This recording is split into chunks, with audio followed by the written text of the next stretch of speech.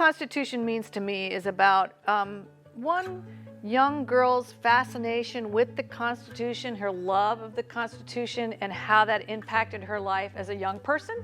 She participated in oratorical contests through the American Legion, and she used the prize money to go to college.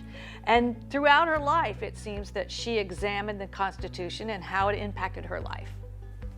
Well, I think it's a kind of a presentational type of play, because the actor is talking directly to the audience in a lot of ways, whether the actor is portraying herself as someone who competed in the oratorical contest. So she's, reenacting those contests, and then she just talks to the audience.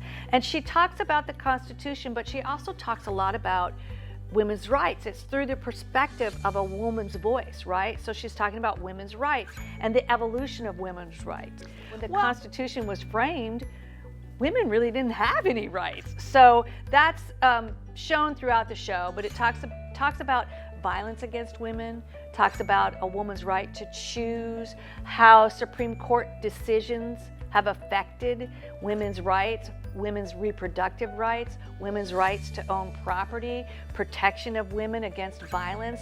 All those types of things are raised in the show, so it's very interesting. It's not preachy. It's not really telling us that we have to think a certain way. It's just kind of illuminating the rights of women in our country and illuminating the Constitution. I really think the show is for everyone, but I really think it's for younger people too, because there's some questions raised at the end of the show. There's a debate in the show, and it's about the future of our country. And I think that young people will be very interested in what happens and how the audience gets to choose. The audience gets to choose the topic, actually the audience gets to choose the winning side of the debate about our Constitution. And that's kind of fun to think about. Where will our Constitution be 100 years from now? How many amendments will there be?